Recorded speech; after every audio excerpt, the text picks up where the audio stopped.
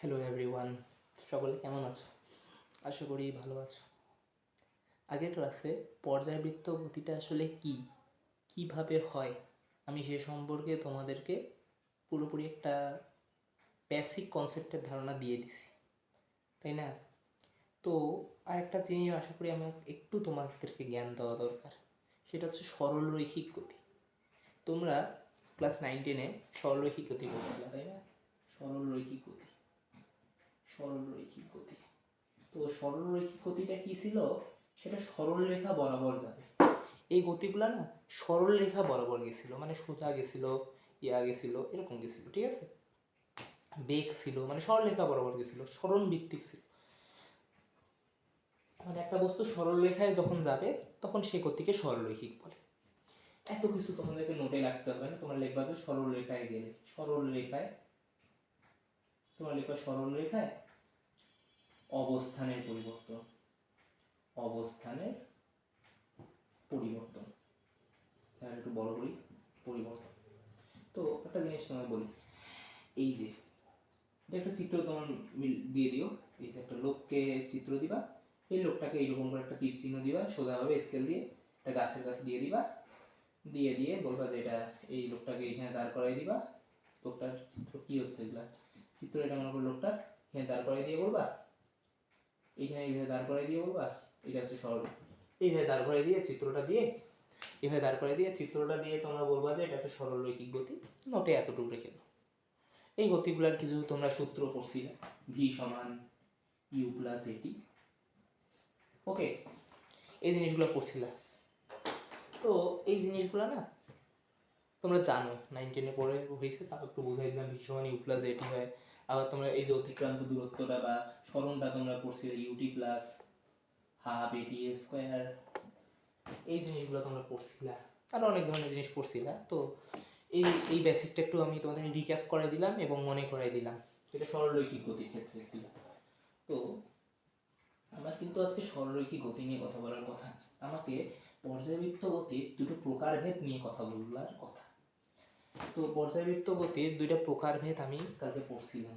আবার লিখি পর্যাবৃত্ত গতি, পর্যাবৃত্ত গতি দুইটা প্রকারভেদ, একটা হচ্ছে স্পন্দন, এই বড় লিখছি স্পন্দন গতি, আর একটা হচ্ছে এটা লেখা স্পন্দন গতি, একটা কি বলা যায় বল, মনে নেই তোমাদের? ঘূর্ণন গতি, ঘূর্ণন গতি। তো এইটা কিন্তু ঘূর্ণন গতি, এটা কিন্তু আসলে এই এই অধ্যায়ে এই ঘূর্ণন গতি অতটা কাজ নেই, একটু কাজ আছে, সেটা আমি এরপরের ক্লাসে তোমাদেরকে আইডেন্টিফাই করব।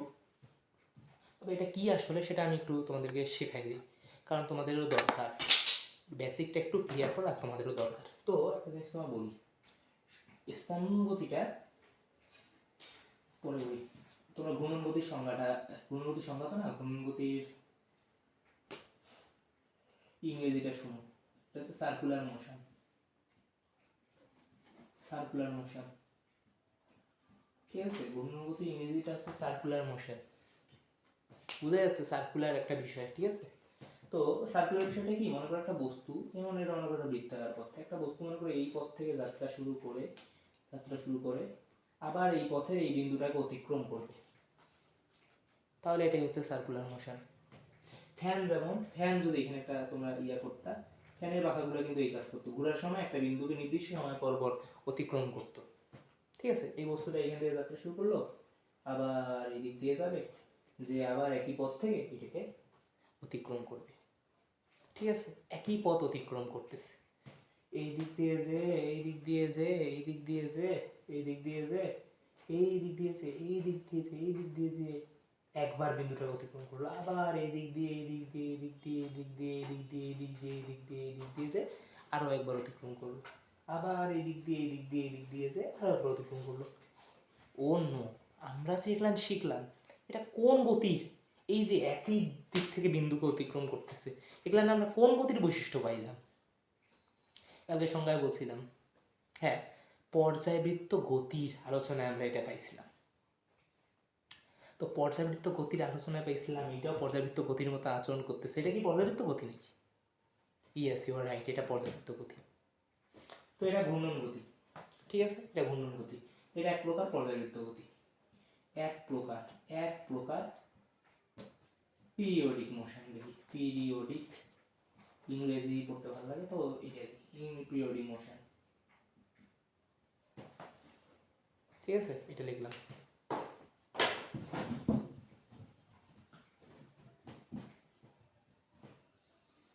তো আশা করি তোমরা ঘূর্ণন গতিটা বুঝছো। ঘূর্ণন গতি সংজ্ঞা এত টাইম ওয়েস্ট করার কোনো টাইম নেই।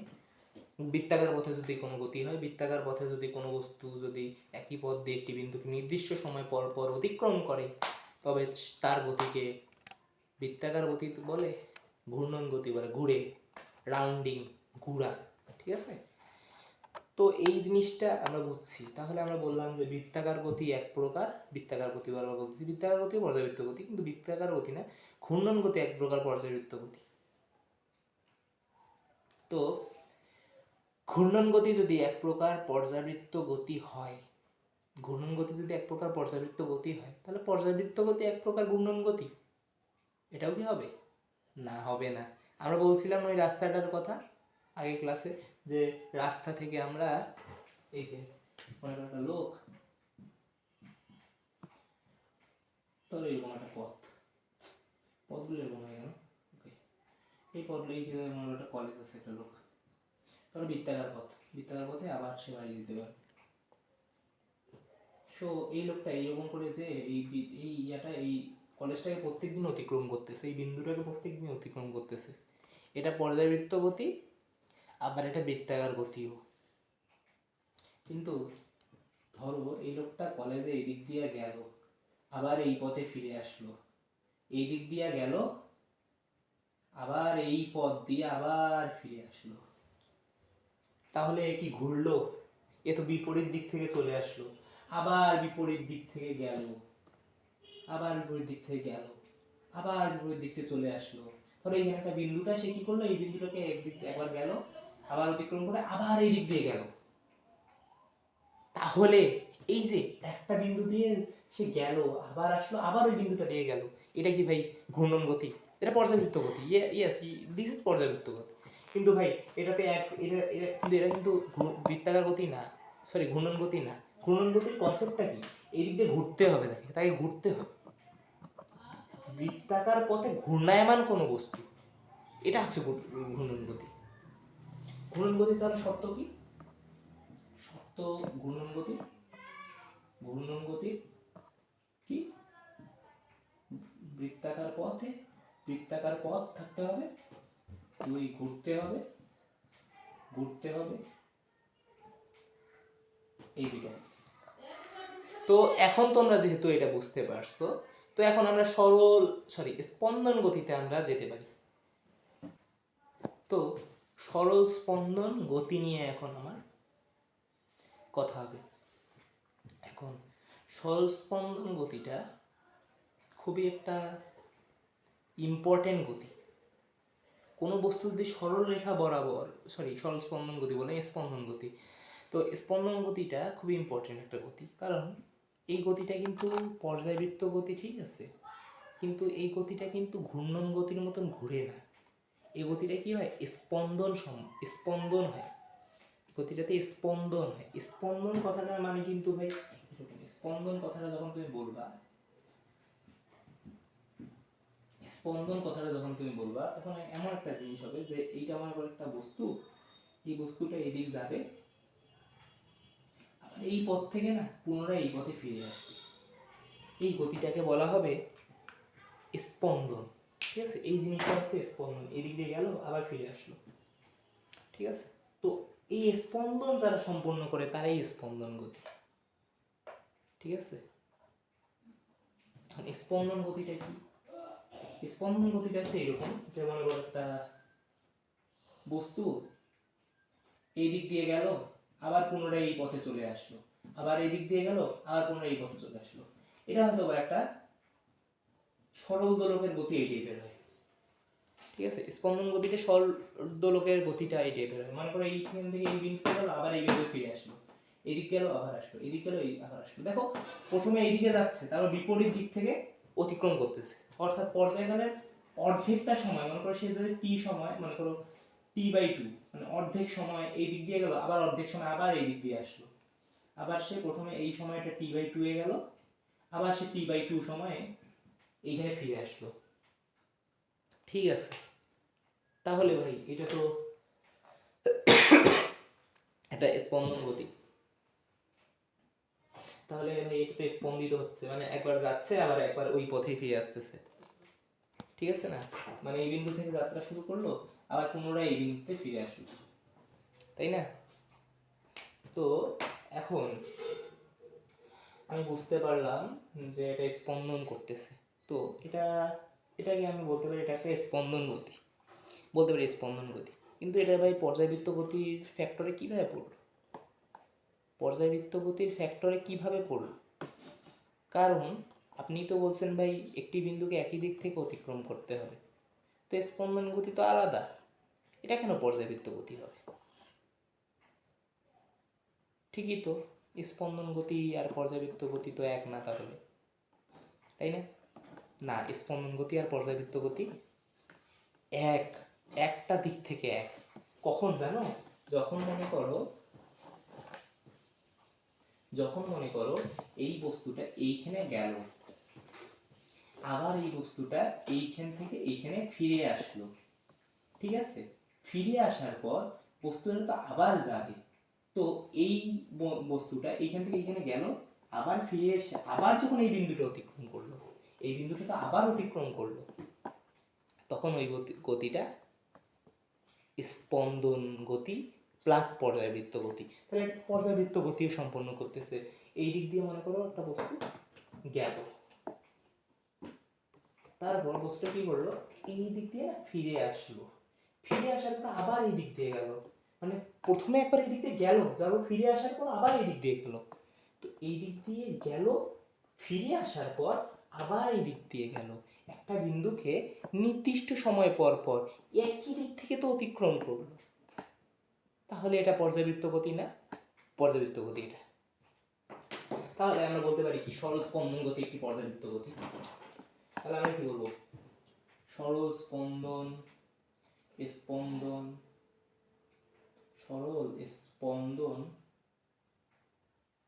গতি এক প্রকার পর্যায়বৃত্ত গতি, এটা লিখে নাও।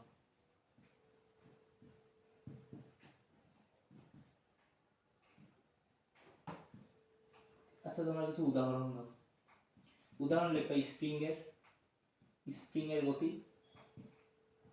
লেখো, তাহলে সরল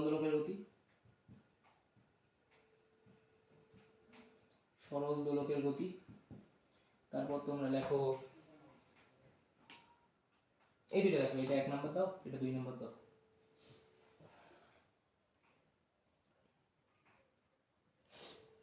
এটা 1 নাম্বার দাও, এটা 2 নাম্বার দাও। দেখছো এই দুইটা আসলে আমাদের ব্যবহার হবে এই অধ্যায়টাতে, এই দুইটা গতির ব্যবহার আছে। ওকে, তো এই দুইটা গতি তোমরা দিলা, তোমরা চিত্র অঙ্কন করে করতে পারো। সরল দোলকটা এরকম করে দিবা, সরল দোলকটা এরকম চিত্র দিবা, এরকম করে একটা চিত্র দিয়ে দেবা জাস্ট, আর লাগবে না। আর স্প্রিংটা দিবা এই যে এরকম করে বস্তু দিয়ে দিতে পারো স্প্রিং। এই দুইটা গতি তোমরা দেখো অন্ততপক্ষে, এই দুইটা উদাহরণ তোমরা চিত্র সাহায্যে নোট করে নাও। ওকে, সো আমরা স্পন্দন গতিটা বুঝছি আশা করি। স্পন্দন গতির সংজ্ঞা, ভালো, স্পন্দন গতির সংজ্ঞা, এই গতিটা স্পন্দন গতি বুঝলাম, সংজ্ঞা না নিয়ে গেলে কেমন হয়?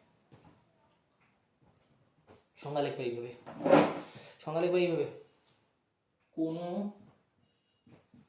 বস্তু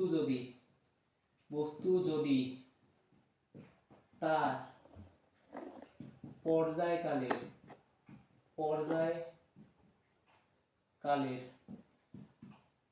অর্ধেক সময় একদিকে ও অর্ধেক সময় বিপরীত দিকে যায়, ও একটি বিন্দুকে অতিক্রম করে, একটি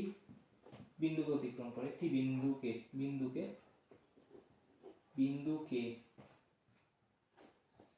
অতিক্রম করে তবে তা স্পন্দন গতি, তবে তা হচ্ছে স্পন্দন গতি। বুঝছো? এটা বুঝে নাও।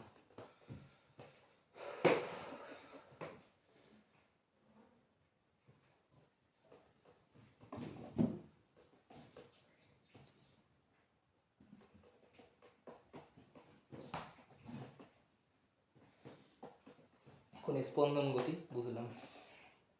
স্পন্দন গতির ইংরেজি হচ্ছে অসিলেটরি মোশন। Oscillatory motion.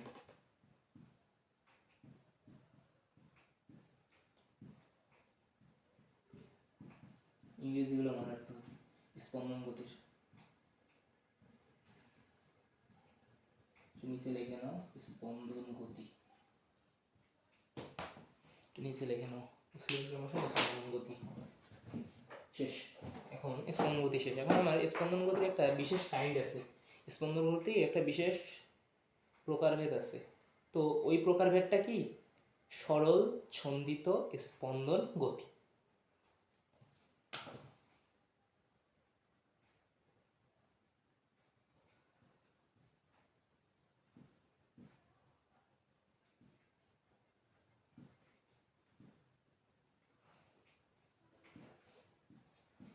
আচ্ছা, স্পন্দন মানে হচ্ছে যাবে আসবে, মানে বিট টাইপের না, এরকম এরকম, তাই না? সরল মানে কি? সরল হবে, মানে সরল মানে তো সরল রেখা, এরকম বিষয় না, সরল রেখা হবে, তাই না? সরল মানেই তো সরল রেখা, বুঝেই যাচ্ছে একটা জিনিস যে সরল মানেই সরল রেখা। সরল শব্দটা দেখলেই মনে হচ্ছে না সরল রেখা? তো এখন সরল মানেই সরল রেখা মনে হচ্ছে। তো সরল মানে যদি সরল রেখা হয়, তাহলে সরল রেখায় ছন্দিত স্পন্দন গতি। ছন্দিত মানে পরপর হওয়া না, ছন্দ একটা না, ছন্দ ছন্দ এরকম একটা ভাবনা। তো সরল ছন্দিত স্পন্দন গতি, এটা ইংলিশ কি? ইংলিশ হচ্ছে, এটাকে ইংরেজিতে বলে সিম্পল হারমোনিক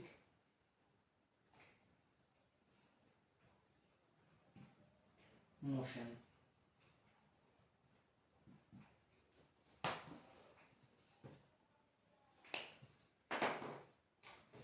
এখন এটা তো এক প্রকার স্পন্দন গতি, তাহলে এটাতে স্পন্দন করবে, কয়েকটা শর্ত এখানে হবে না? তো কয়েকটা শর্ত এখানে হবে না? তো কয়েকটা শর্ত যদি তুমি জানো, তো এটা হওয়ার শর্ত আছে তো কিছু না? শর্ত আছে না স্পন্দন গতি হওয়ার শর্ত? স্পন্দন গতি হওয়ার শর্ত, স্পন্দন গতি হওয়ার কিছু শর্ত আছে না? তাহলে এই স্পন্দন গতি হওয়ার এই শর্তগুলা কি হতে পারে? তো আমি শর্ত, কয়েকটা শর্ত আছে না, আমি কয়েকটা শর্ত লিখি। প্রথম শর্তটা সরল সরল রেখায় হতে হবে গতিটা, সরল রেখায় হতে হবে হবে। আবার একটা জিনিস বলো, সরল রেখায় হতে হবে, আবার একটা জিনিস আছে তো ওটা পরে, ওটা এখন না বুঝি। সরলরেখিক সরলরেখা হতে হবে। আচ্ছা, আরেকটা একটা কিউরিসিটি থেকে যাবে, কখনো থিটার মান মানে 4 ডিগ্রি কোণে, 4 ডিগ্রি কোণের কোণে বা নিচে হতে পারে। এটা কেন হবে, কখন হবে, এই জিনিসটা নিয়ে আলোচনাটা আমাদের পরে, তা একটু জানাই রাখলাম। 4 ডিগ্রি এর কমে বা 4 ডিগ্রি বা 4 ডিগ্রি এর কমে কোণে কখনো কখনো এই গতিটা হয়, এই কোণ তৈরি করে এই গতিটা হতে পারে, কিন্তু সবসময় সরলরেখায় গতিটা হবে। আর 4 ডিগ্রি কোণ হলে কিন্তু সরলরেখায় হয় প্রায়, সরলরেখা অতটা ফ্যাক্ট মানে করে না। তো 4 ডিগ্রি কোণে কখনো কখনো হয়, আবার সরলরেখায় হয় এই গতিটা, মূলত সরলরেখায় হয়, প্রধান শর্ত হচ্ছে সরলরেখায় হয়। তো সরল রেখায় হয়, তারপর একটা শর্ত আমাদের আছে, এই শর্তটা কি জানো? এই যে বেগটা আছে না, এই এটা হচ্ছে এক্স এর সমানুপাতিক, ঠিক আছে? বুঝছো? এক্স এর সমানুপাতিক। এক্স কি? অতিক্রান্ত দূরত্ব। বস্তুর অতিক্রান্ত দূরত্ব তার ত্বরণের সমানুপাতিক। অর্থাৎ ত্বরণ এখানে কিন্তু পরিবর্তনশীল। ত্বরণ কখনোই সুষম হবে না। সরলরৈখিক গতিতে ত্বরণ সুষম পড়ছিল, সরলরৈখিক কি, কিন্তু এই সরল ছন্দিত স্পন্দন গতিতে ত্বরণ কখনোই সুষম না, কারণ অবস্থান পরিবর্তন হলে ত্বরণও পরিবর্তন হবে। এর সামনে মাইনাস এক্স কেন আছে এটা জানতে চাও? আমি জানি, এটা পরে শিখাচ্ছি। আচ্ছা, স্প্রিং কি দেখছো? স্প্রিং ভাই স্পন্দন করে না, একবার যায় আবার আসে, একবার যায় আবার আসে, এরকম করে না স্প্রিং? দেখছো স্প্রিংকে এরকম করতে? দেখছো? গুড। তো স্প্রিং তো সরলরেখায় এরকম করে, সরলরেখায় করে না। একটা স্প্রিং মনে করো, এটা মনে করো একটা স্প্রিং। দেখা যাচ্ছে? দেখা যাচ্ছে না? দেখা যাচ্ছে এবার? ওকে।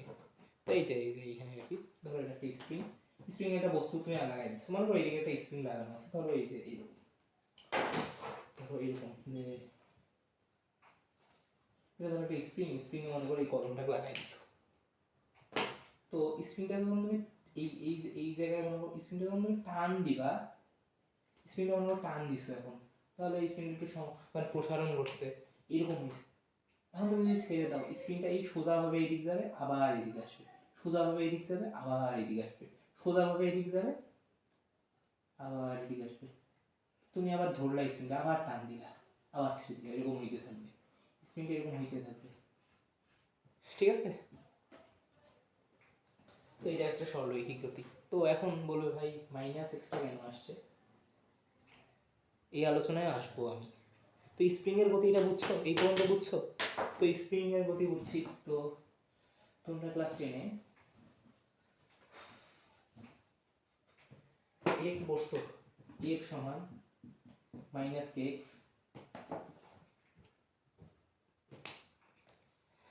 এটা সূত্র পড়ছো? পড়ছো? তো এই সূত্রে একটা জিনিস দেখো, স্প্রিং এর গতি আমি যেহেতু বলছি সরল স্পন্দন গতি, সরল ছন্দিত স্পন্দন গতি, এটাকে এসএসএন দ্বারা প্রকাশ করা হয়। সরল ছন্দিত স্পন্দন গতিকে এসএসএন দ্বারা প্রকাশ করা হয়। ঠিক আছে? তো তোমরা এইটা পড়ছো ক্লাস 10-এ? পড়ছো? হ্যাঁ। এটা হচ্ছে এফ। একটা স্প্রিংকে যদি এফ বলে টানা হয়, তাহলে এটা হচ্ছে ওই এফ। আর কেটা হচ্ছে কি? একটা ধ্রুবক, স্প্রিং এর ধ্রুবক। স্প্রিং এর ধ্রুবকটা কি? তোমার 1 নিউটন বল দ্বারা একটা স্প্রিংকে 1 মিটার যদি তুমি টানো, তাহলে যে মানটা পাওয়া যাবে সেটাই হচ্ছে কে এর মান। বুঝছো? মানে যদি তোমার মানে হচ্ছে কে এর মান। তো এই জিনিসটা আমরা একটু পর বুঝবো, এইটা থেকে কিভাবে আসলো এটা আমি বুঝাবো, কিন্তু এটা একটু পর বুঝাই, কারণ এটা তোমরা জানো কিনা এটা আগে আমি একটু রিক্যাপ করে দিলাম। তো এটা আমরা জানি, এটা হচ্ছে বল, মানে টানবো, যেই বলে টানবো, টানবো যে বলে, আর এটা হচ্ছে কি? স্প্রিং ধ্রুবক। আর এটা হচ্ছে এক্স, এটা এক্স হচ্ছে দূরত্ব, মানে যেই দূরত্বে তুমি টানছো।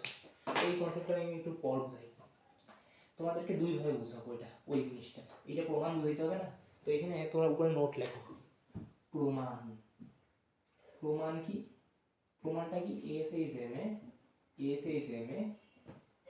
এ সমানুপাতিক মাইনাস এক্স, এটা তোমরা উপরে ট্যাগলাইন দাও। দেওয়ার পর একটা এরকম করে স্প্রিং অ্যাড করো, সেট করে এখানে একটা বস্তু টাঙ্গাও। তারপর একটা কাজ করো, স্প্রিংটা একটু প্রসারণ করো, করে এই যে বস্তুটা টাঙ্গাও।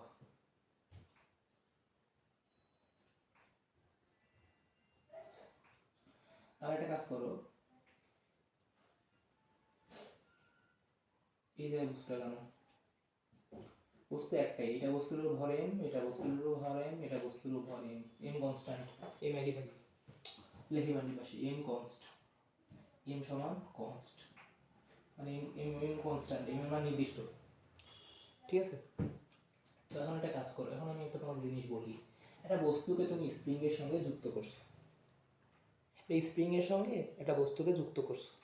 আমরা দেখছি যে স্প্রিং এর গতিটা সরলরৈখিক, কিন্তু স্প্রিং এটা মেনে চলে কিনা এটা আমরা এখন দেখব। স্প্রিং এটা মেনে চলে, ঠিক আছে, স্প্রিং এই জিনিসটা মেনে চলে, কিন্তু এই স্প্রিং এই জিনিসটা মেনে চলে। তো এখন স্প্রিংটাকে আমি একটা বস্তু দ্বারা যুক্ত করছি, ঠিক আছে, এখন আমি কি করছি, এই যে বস্তুটা আমি যুক্ত করছি, এই বস্তুটা কি কোনো বল অনুভব করতেছে এখন? এই বস্তুটা তো এই জায়গায় স্থির অবস্থায় আছে না, স্থির অবস্থায় আছে। এই অবস্থাটা না স্প্রিং এর সাম্যাবস্থা বলে। মানে স্প্রিংটাতে বস্তুটা যুক্ত করা হয়েছে, কিন্তু স্প্রিংটা বস্তুটাতে যুক্ত করার ফলে স্প্রিংটার উপর কিন্তু এখন কোনো প্রভাব পড়তেছে না। জাস্ট স্প্রিংটাতে বস্তুটাকে যুক্ত করা হয়েছে, এলিমেন্টটাকে যুক্ত করা হয়েছে। তো যখন আমরা বস্তুটাকে টানছি একটা বলে না, এফ বলে টানছি না?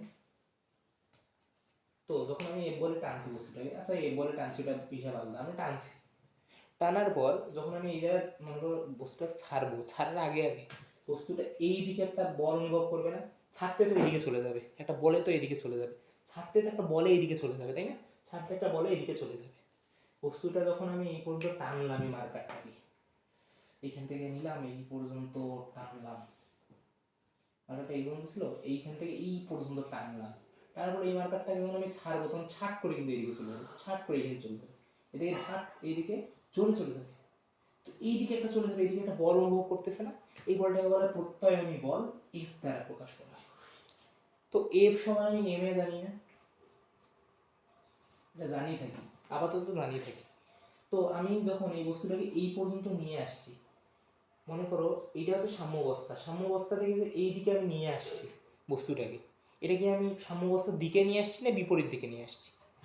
এটা মনে হলো এটা একটা বিন্দু, মনে করো সাম্যাবস্থার এটা একটা বিন্দু, এই বিন্দুটা থেকে যখন এই দিকে আমি বস্তুটাকে নিয়ে আসবো, তখন আমি বস্তুটাকে এই বিন্দুটা বিপরীত দিকে নিয়ে আসছি না বস্তুটার দিকে, মানে বস্তুটার দিকে নিয়ে আসছি, মানে বিন্দুটার দিকে নিয়ে আসছি, সাম্যাবস্থার দিকে আনিয়ে নিয়ে সাম্যাবস্থার বিপরীত দিকে টান মারছি, মানে এক্স দূরত্ব অতিক্রম করছি, তাই না? যখন আমি স্প্রিংটা ছাড়ছি, সেটা আবার সংকোচন হয়েছে, সংকোচন হয়ে সে সাম্যাবস্থার আবার এদিকে চলে গেছে, এদিকে চলে যাওয়ার পর আবার এইদিকে একটা বল অনুভব করবে না? মনে করি স্প্রিংটাকে ছাড়া হইলো, আমি তো এবার টেনে এইভাবে ধরলাম, ধরার পর কি হলো, এবার টেনে ধরছিলাম, ধরার পর এগুলো ছেড়ে দেওয়া হলো, তখন এই জায়গায় সংকোচন হইলো, সংকোচন হওয়ার পর স্প্রিংটা আবার যাবে না, আবার এদিকে ঘুরে যেতে যাবে না, এই পর্যন্ত যাওয়ার পর সে আবার ঘুরে যেতে যাবে, তো ঘুরে সে যখন যেতে যাবে সে আবার এই বল অনুভব করবে না, এইদিকে ছেড়ে দিলে এইদিকে চলে যেতে যাবে না, ছেড়ে দিলে সে এইদিকে চলে যেতে যাবে না, তো এখানে আবার সে বল অনুভব করতেছে না, এটাও এমনি।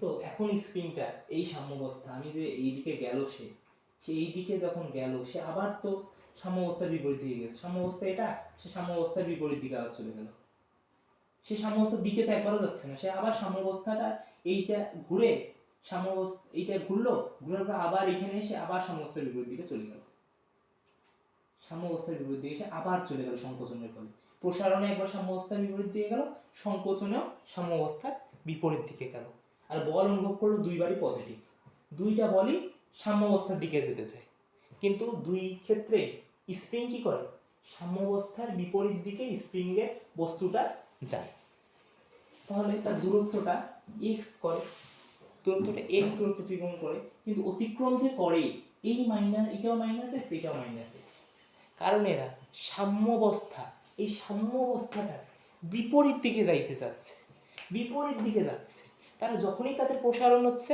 তারা সাম্যাবস্থার বিপরীত দিকে যাচ্ছে, আবার যখনই তাদের সংকোচন হচ্ছে সাম্যাবস্থার বিপরীত দিকে আবার সংকুচিত হচ্ছে, কিন্তু তার যখন প্রসারণ হচ্ছে সে তখন সাম্যাবস্থার দিকে বল অনুভব করতেছে, যখন তার সংকোচন হচ্ছে সে বলটা অনুভব করতেছে সাম্যাবস্থার দিকে, সংকোচন প্রসারণে তার বলটা সাম্যাবস্থার দিকে সে অনুভব করতেছে, কিন্তু সে দূরত্বটা, যে দূরত্বটা অতিক্রম করতেছে সংকোচনে বলো আর প্রসারণে বলো, সেটা ঋণাত্মক না? ঠিক আছে, ঋণাত্মক না? তো আমরা কি বলতে পারি এই ক্ষেত্রে বলতে পারি কি, আমরা যত মানে এ যত সংকোচন হচ্ছে তার বল সে এফ অনুভব করতেছে,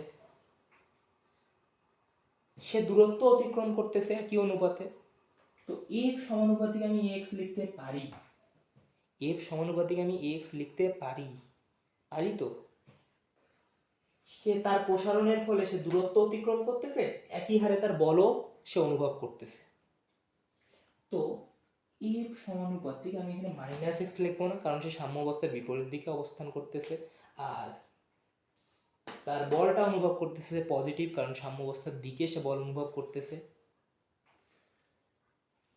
তো এর সমানুপাতিক মাইনাস এক্স লিখতে পারি না আমরা? আচ্ছা, তা এখানে এম এ যদি লিখি এম এ সমানুপাতিক মাইনাস এক্স। আচ্ছা, এমটা যেহেতু কনস্ট্যান্ট, সমানুপাতিকে কনস্ট্যান্টের কি কোনো ভ্যালু আছে? কনস্ট্যান্টের কোনো ভ্যালু নেই, এমটাকে আমরা সরাই দিব। এ সমানুপাতিক মাইনাস এক্স, বুঝতে পারছো? তাহলে কনস্ট্যান্টের কোনো ভ্যালু নেই, এম সমান, তাহলে এ সমানুপাতিক মাইনাস এক্স, বুঝছো? কনস্ট্যান্টটাকে আমরা উঠাই দিলে এই মানটা আসে। তো এইটা কি আমরা এতক্ষণ ধরে পড়লাম? ওকে ভাই, আমি এটা বুঝছি, আমি যেহেতু এটা বুঝছি। আচ্ছা, যখন আরেকটা জিনিস, কনস্ট্যান্ট চিহ্নটা কখন বসে? এইটার পরিবর্তন যত গুণ হবে এটার পরিবর্তন তত গুণ হবে, এই জিনিসটা বোঝানোর জন্য কনস্ট্যান্ট আমরা ব্যবহার করি, ঠিক আছে? তো কনস্ট্যান্ট এই জিনিসটা ব্যবহার করি আমরা এই জিনিসটা বোঝানোর জন্য, আশা করি বুঝতে পারছি। কিন্তু এই কনস্ট্যান্ট চিহ্নটা যখন থাকবে তখন কোনো ধ্রুবক আমরা রাখবো না, কোনো ধ্রুবক মানে কনস্ট্যান্ট চিহ্ন মানে ধ্রুবক কোনো রাখবো না। আর এই সমানুপাতিক চিহ্নটা ব্যবহার করি আমরা কনস্ট্যান্ট দূর করে, জাস্ট কত গুণ কোনটা, এইটার এত গুণ বৃদ্ধির ফলে এটার কত গুণ বৃদ্ধি পাবে, ওই জিনিসটা ব্যবহার করার জন্য আমরা এই সমানুপাতিক চিহ্নটা ব্যবহার করি। আর আমরা কনস্ট্যান্ট যেগুলা, এমকে আমি আগে কনস্ট্যান্ট বলছি, এটা উঠাই দিই। এমটা নির্দিষ্ট থাকবে, নির্দিষ্ট বস্তুর কি কাজ এখানে, তো নির্দিষ্ট বস্তুটা আমরা উঠাই দিই, মানটা উঠাই দিই। তো এ সমানুপাতিক মাইনাস এক্স। এখন কনস্ট্যান্টের সমানুপাতিক চিহ্নের ব্যবহার শিখছি আমরা। তো এটা একটা গেল, এটা লিখে দিলা, এটা তোমরা প্রমাণ করে ফেলছো স্প্রিংয়ের দিয়া এটা। তো এটা তোমরা বুঝার পরও তোমাদেরকে ম্যাথমেটিক্যাল প্রুফ একটা নিচে দিতে পারো তোমরা। এটা 2 নাম্বার স্টেপ। এফ সমান আমরা কি জানি, মাইনাস কে এক্স, তখন করছিলাম তাই না? এফ সমান মাইনাস কে এক্স করছিলাম। তো এফ সমান আমি এম এ পড়ছি আর মাইনাস কে এক্স পড়ছি। আচ্ছা, আমি একটা জিনিস বলি, কে কিন্তু ধ্রুবক, ধ্রুবক মানে কনস্ট্যান্ট, কনস্ট্যান্ট, এটার কোনো পরিবর্তন হবে না। আর এমও কিন্তু কনস্ট্যান্ট, এম কিন্তু আগে বলছি কে আর এম এই দুটাই কনস্ট্যান্ট, ঠিক আছে? কে আর এম কনস্ট্যান্ট, ভালো করে বুঝো, কে আর এম কনস্ট্যান্ট। তো এ সমান আমি কি বলতে পারি, কে এর নিচে এম, আর এখানে তো মাইনাসটা থাকবে, এখানে এক্স, তা মাইনাসটা এখানে না এক্স এর সামনে দিব, ঠিক আছে? তো এই এমটা কিন্তু এখানে গেল। গুণ অবস্থায় থাকা বস্তু, গুণ অবস্থায় থাকা কোনো মান যদি যদি এই পাশে যেতে চায়, ডান সাইড মানে রাইট সাইডে যেতে চায়, তখন কি হবে, এমটা এটা নিচে চলে গেলে ভাগ অবস্থায় চলে যাবে। এমটা গুণ অবস্থায় থাকলে এই পাশে গেলে ভাগ হবে, আর এটা যদি ভাগ অবস্থায় থাকতো এই পাশে গেলে গুণ হইতো। এটা যেহেতু গুণ অবস্থায় আছে, এখানে ভাগ অবস্থায় হলো, এই জন্য ভাগ করে দিলাম। তো মাইনাস এক্সট্রা একটু রাখলাম। একটা জিনিস বলি, এম আর কে কনস্ট্যান্ট, তো আমি যদি এখানে সমান সমানটা উঠাই দিতে চাই, এটা যদি সমান সমানটা আমি উঠাই দিতে চাই, এখানে আমি একটা সমানুপাতিক চিহ্ন ইউজ করব না? সমানুপাতিক ইউজ করার সাথে সাথে কি হবে, কে আর এনটা থাকবে না, মাইনাস এক্স হয়ে যাবে।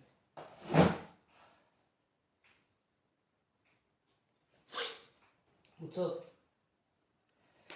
আশা করি বুঝতে পারছো বিষয়টা, খুবই একটা ইম্পর্টেন্ট এবং খুবই সুন্দর জিনিস। তো এইটা প্রমাণ পেয়েছো তোমরা, স্প্রিং এর এই জিনিসটা হয়।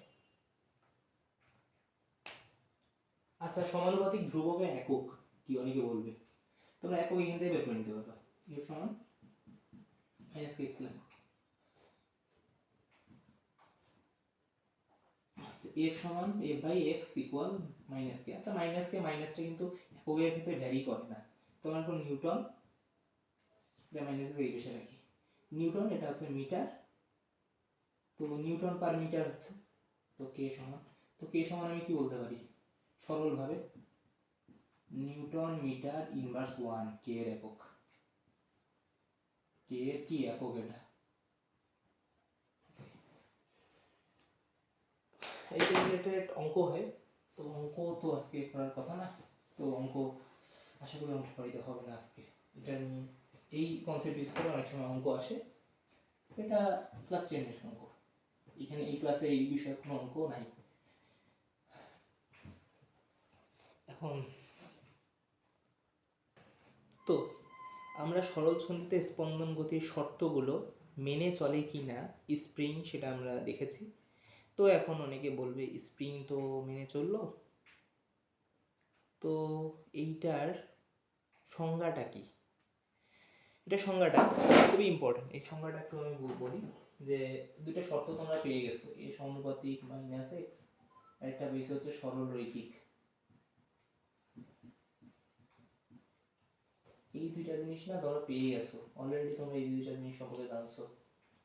তো এই দুইটা জিনিস সম্পর্কে তোমরা যখন জানছো তখন এই দুইটা জিনিস সম্পর্কে তোমরা যখন জানছো তখন তোমরা অলরেডি জেনে গেছো যে এই দুইটা ইউজ করে আমরা একটা সংজ্ঞা লিখতে পারি। তো এই দুটো ইউজ করে একটা সংজ্ঞা আমরা এখন লিখব, সরলচন্দ্রিত স্পন্দন গতির। তোমরা এখানে সরলচন্দ্রিত স্পন্দন গতি এসএম লিখে সংজ্ঞাটা লেখো। লিখবা কোন স্পন্দনরত বস্তু কণা যদি স্পন্দনরত বস্তু কণা যদি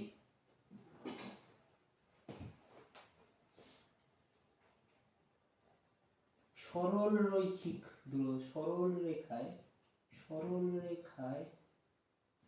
স্পন্দিত হয় এবং উৎপন্ন এবং কার্যকর ত্বরণ যদি বিপরীত দিক থেকে মানে দূরত্বে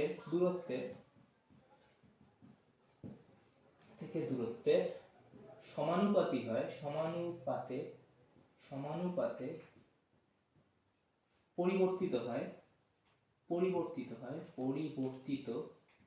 পরিবর্তিত হয় তবে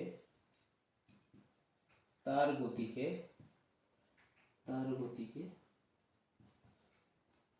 সরল স্পন্দন গতি বলে।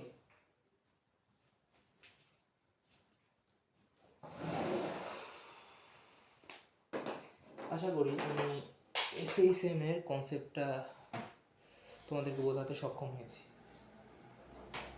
তো আজকের মতো এখানেই, আর কিছু জিনিস আশা করি জানতে হবে না। তো একটা জিনিস তোমাদেরকে জানা দরকার ছিল, তো জিনিসটা একটু মনে রাখো তোমরা, যে পর্যায়কাল টি সমান তোমরা জানবা হচ্ছে 1/f, ঠিক আছে? পর্যায়কাল টি সমান 1/f, এই জিনিসটা জানবা যে টি সমান 1/f, ঠিক আছে? এখানে টি সমান 1/f, তোমরা এই জিনিসটা জানবা। টি হচ্ছে টিটা আছে না, টিটা হচ্ছে কি, এই টিটা হচ্ছে পর্যায়কাল, টি মানে হচ্ছে পর্যায়কাল, আর এফ হচ্ছে কম্পাঙ্ক। মনে করো একটা তরঙ্গ দেখছো না, তরঙ্গটা কি করে, এই দিক থেকে যাত্রা শুরু করে, শক্তি এরকম করে স্থানান্তর করে এই বিন্দুটা আবার আসে, আবার একইভাবে এইরকম করে, তো একইভাবে আবার স্পন্দন ঘটে, আবার একটি বিন্দুতে ফিরে আসে। তো কি হয়, একই ঘটনা বারবার এরকম পুনরাবৃত্তি ঘটে, তাই না? তো এইখান থেকে এই পর্যন্ত এই তরঙ্গটা একবার হইতে টি সময় লাগে, ঠিক আছে? একবার হইতে টি সময় লাগে। তো এখন টি সময় একবার হইতে লাগে, তো এটা হচ্ছে পর্যায়কাল। আর কম্পাঙ্কটা কি, এক সেকেন্ডে কতগুলা এরকম তরঙ্গ হবে, এক সেকেন্ডে কতবার এরকম হবে, কতবার এরকম হবে। এক সেকেন্ডে মনে করো একবার হইলো, তাহলে ওটার কম্পাঙ্ক হচ্ছে 1 হার্টজ, ওটার কম্পাঙ্ক হচ্ছে 1 হার্টজ। তো কম্পাঙ্কের একক হচ্ছে হার্টজ আর পর্যায়কালের একক হচ্ছে সেকেন্ড। এতটুকু জেনে রাখো, আর বাকিটা অন্যদিন যেদিন ক্লাস করবো সেদিন আমরা এইগুলো সম্পর্কে একটু বেসিক ধারণা নেওয়ার পর পরবর্তী কনসেপ্টে আগাবো, ওই দিন আমরা একটু ম্যাথ করবো, ঠিক আছে? ততদিন সবাইকে ধন্যবাদ, সবাইকে আসসালামু আলাইকুম।